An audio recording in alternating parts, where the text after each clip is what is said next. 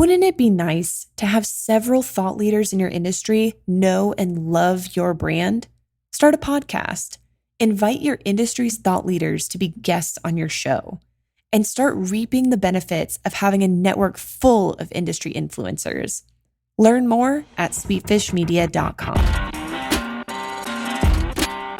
You're listening to B2B Growth, a daily podcast for B2B leaders.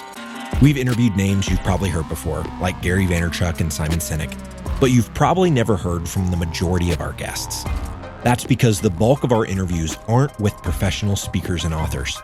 Most of our guests are in the trenches leading sales and marketing teams. They're implementing strategy. They're experimenting with tactics. They're building the fastest growing B2B companies in the world. My name is James Carberry. I'm the founder of Sweetfish Media, a podcast agency for B2B brands, and I'm also one of the co-hosts of this show. When we're not interviewing sales and marketing leaders, you'll hear stories from behind the scenes of our own business. We'll share the ups and downs of our journey as we attempt to take over the world. Just kidding. Well, maybe. Let's get into the show.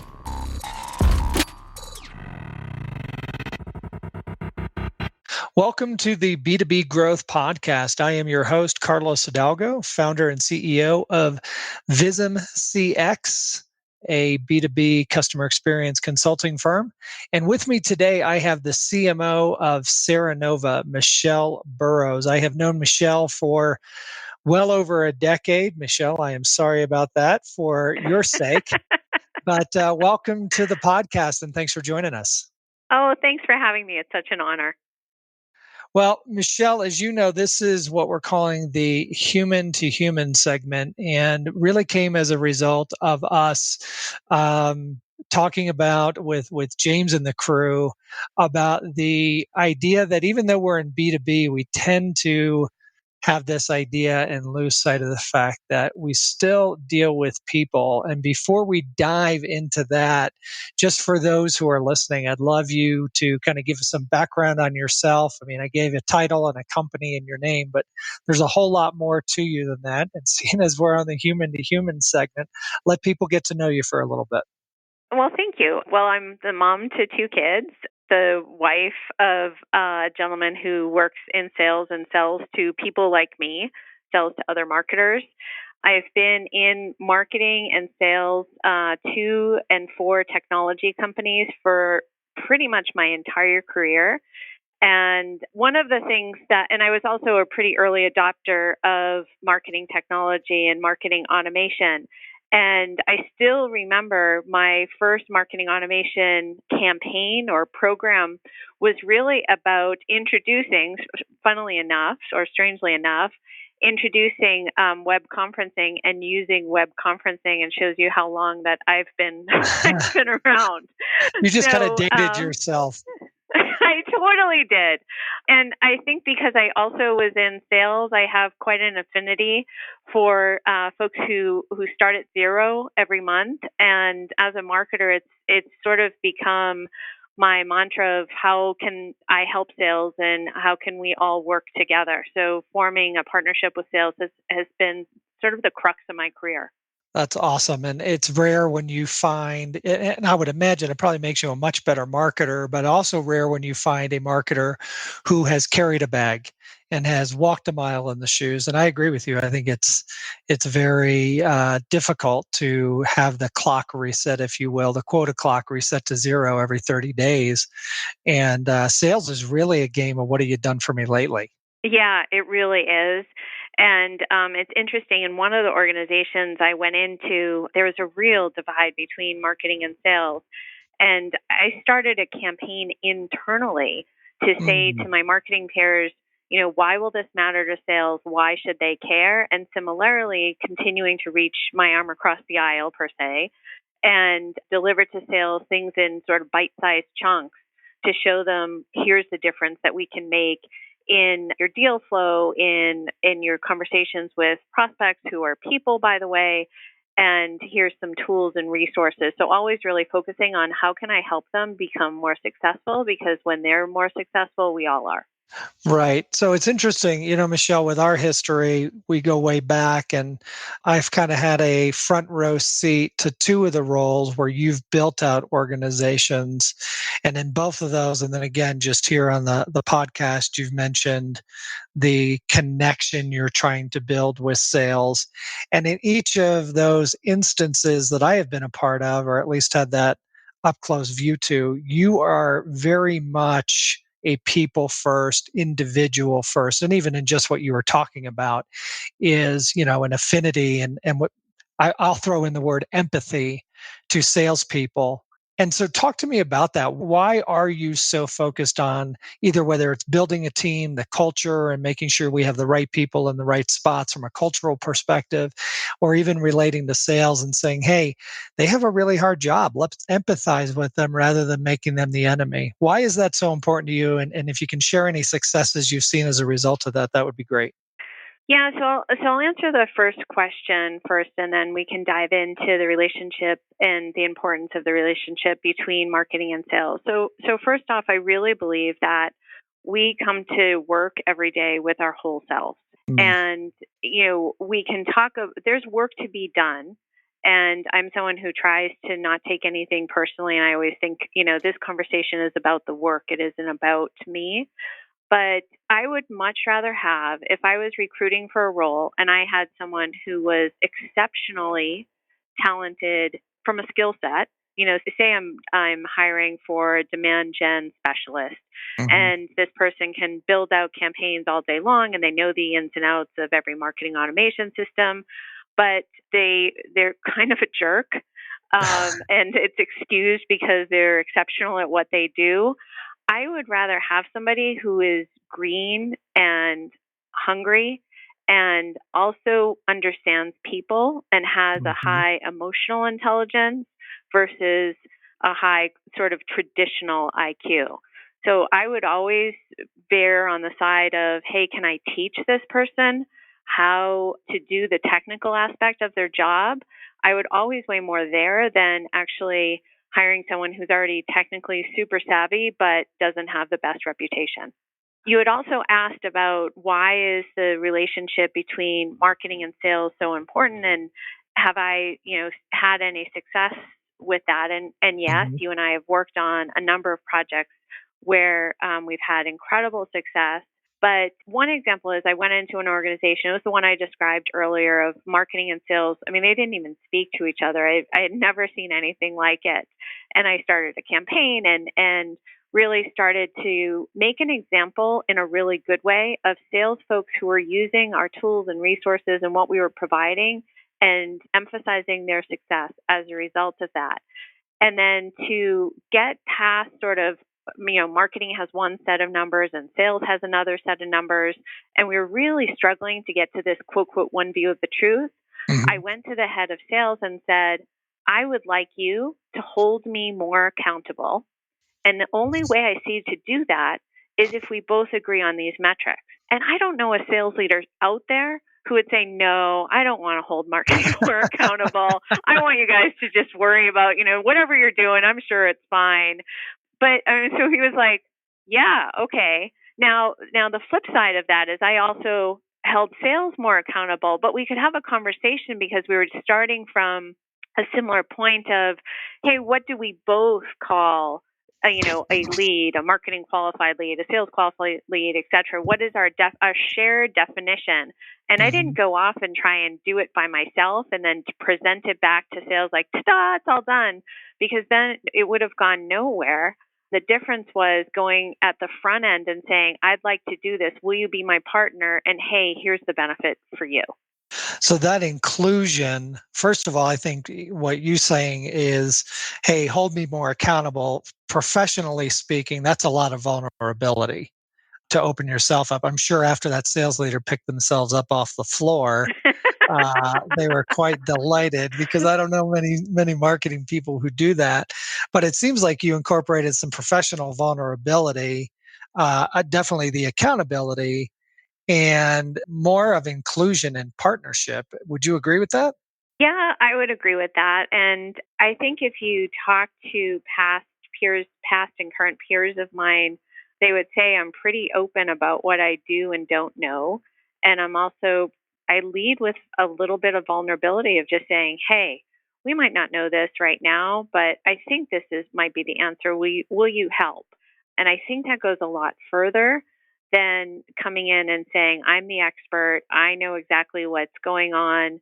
Follow me. You need to do Yeah. some of that, but my first 30 days, 60 days in a new position is doing a lot of listening and a lot of what am I hearing from folks and what are sort of some of the themes and what are some of the frustrations, and then figuring out, okay, now I know what we should do, or saying, hey, I think this is what I'm hearing and I think this is what we should do. Is that resonating? Yeah, I think that that's so important to be slow to speak and quick to listen. So Yeah. with that, as a leader, if there's any marketing leaders listening to this podcast, I know there's plenty, but share your experience where you come into an organization like the one you described, where you're saying marketing and sales didn't even speak to each other, to shift those who've been there and are used to that kind of dysfunctional culture. How do you, as a leader of the marketing organization, go about instilling that change in culture and then also building the trust within your team? Because you can do it, but they're saying, yeah, just wait, you're new. The veneer will eventually rub off and she'll really see. How do you do that as a leader to kind of change the culture of an organization that previously, before you got there, is rather, not conducive to anything moving forward?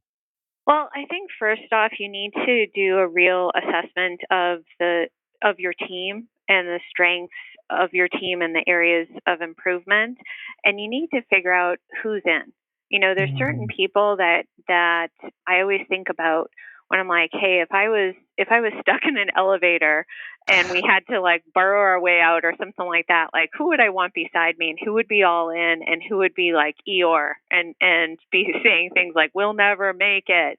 So I do think you have to have honest conversations with people and show them the direction of like, hey, we are going to partner with sales. Are you in?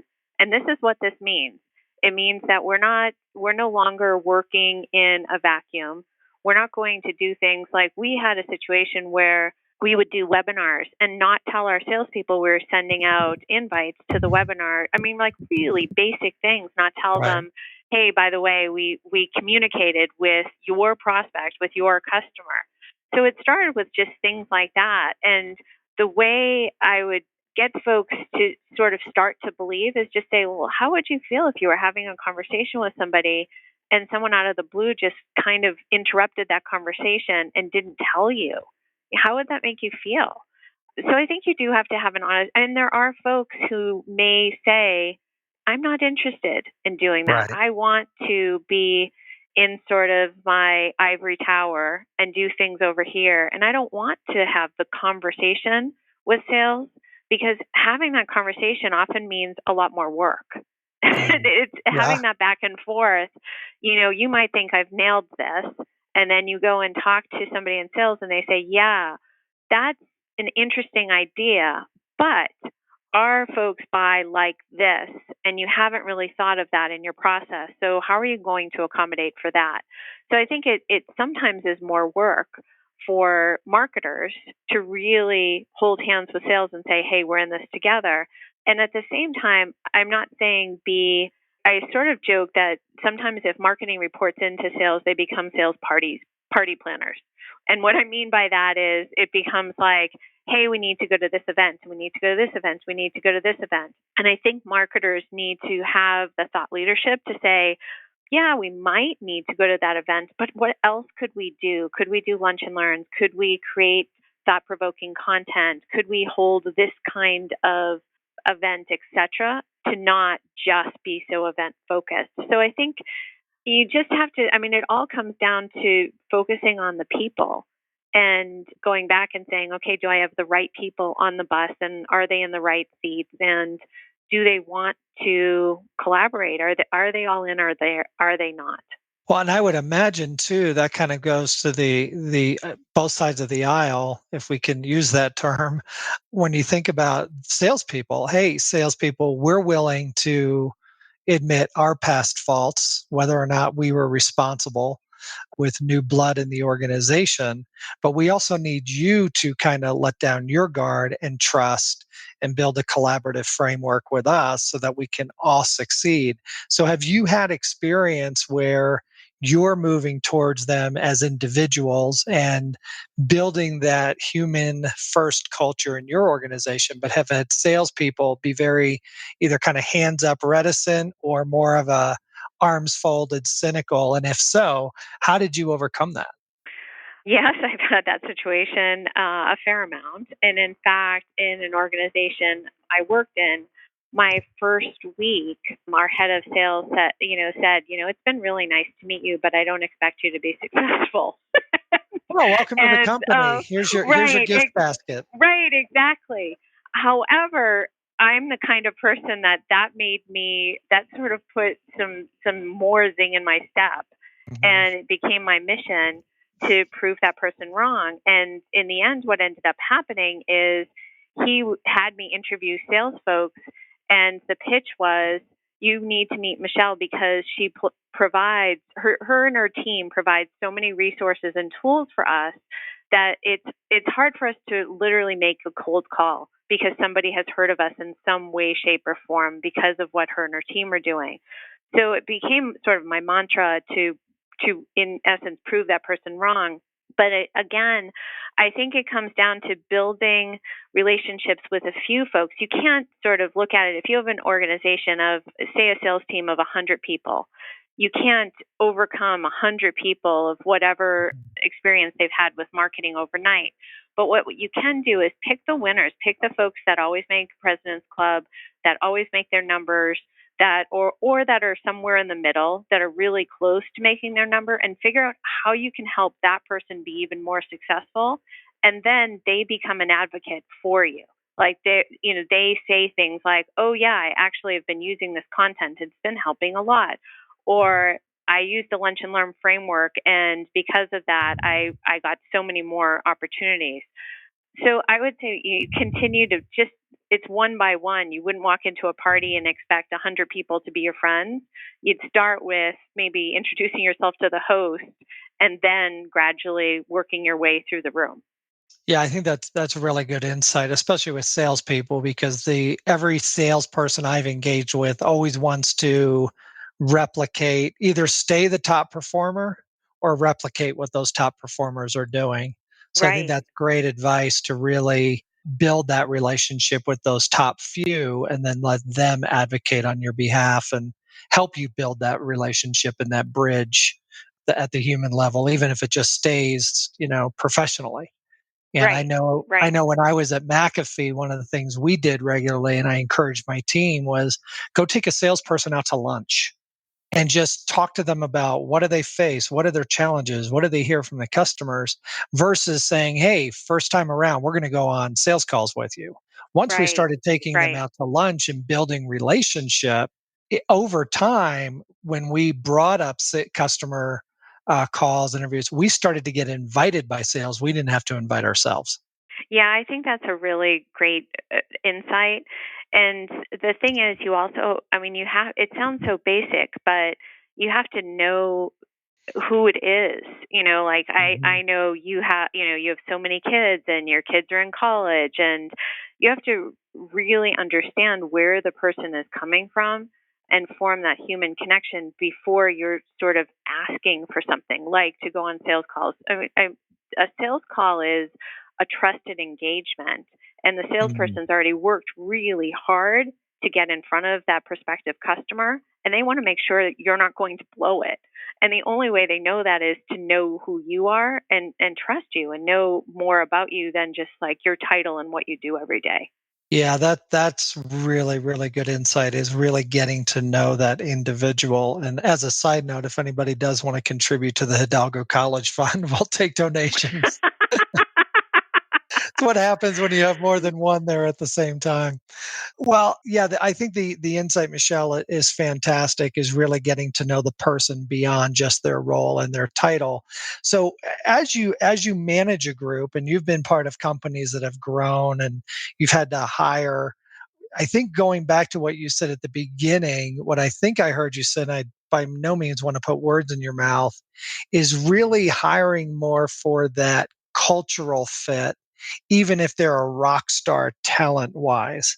So as a team grows and you start adding people, what are some just tangible steps that you take and that you can share with the audience to maintain that human first culture in your marketing organization? Um, so so I do, as the team grows, I include more folks in the interview process, quite honestly, and I have folks who can assess their technical skills, but then I Mhm. insert folks who, and I'll say to them, your only job in this interview is to assess for cultural fit. And I start to even assess for cultural fit at the, when I first do an interview, when I do a screening interview, and I often do my own screening interviews rather than having a recruiter do it.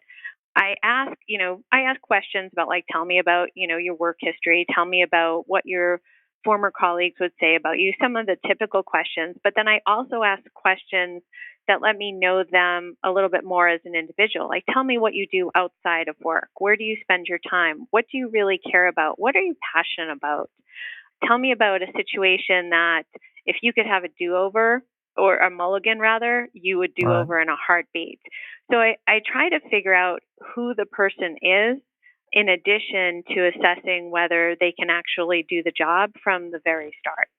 Yeah, I love that. And I love the fact that you have people on the team who've already bought into the culture and say, you're there only to assess cultural fit. I love that. And it's always interesting to me when I talk to somebody who's interviewing, they're like, oh, I've been through 6 interviews. And I'm like, yeah, I think that's appropriate because, the old proverbial one rotten apple can ruin the whole bunch, I think is really true in a team or in an organization. Yeah, I 100% agree with that. And here's the thing, it may be a long time to hire somebody if, to your point of like, oh, I've gone through 6 interviews, but put it in perspective. More than likely, you're going to spend almost every day with this person for an average time of 2 to 3 years. So, what is an appropriate amount of time to invest on the front end to make sure that that person is a good fit? And I would Yeah. rather have a role go empty and literally do it myself than have somebody who could potentially destroy the culture or potentially just not be a good fit. Yeah, I think that's so important. So important. Well, Michelle, we are at time, believe it or not. We have kind of flown through this. It's been a great conversation. You've given me a lot to think about, and I know for the listeners, they will have some really clear takeaways. Before we close, just let people know if they want to just follow up with you. What is the best way to communicate with you? And then anything else the audience should know about you. That's a big ask. That's a Well, if very you want to, open-ended question. if you want to follow me, I'm at Burrows underscore Michelle on Twitter. And a fun fact about me is I still ascribe to sending handwritten notes. So if I hear of somebody that got a job promotion or has a birthday or something like that, I am rather old fashioned in that I usually send a handwritten note.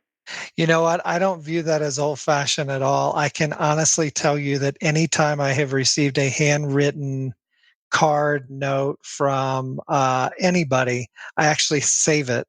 Most emails I read, I go, oh, that's nice. You send a quick reply, and eventually you delete when you're on that plane ride where the Wi Fi doesn't work.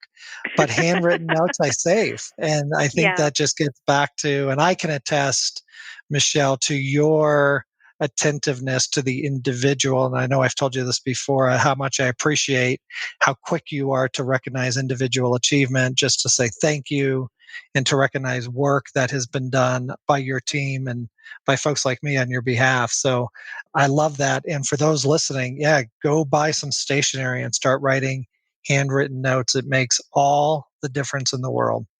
So, Michelle, thanks for your time. I know you're busy.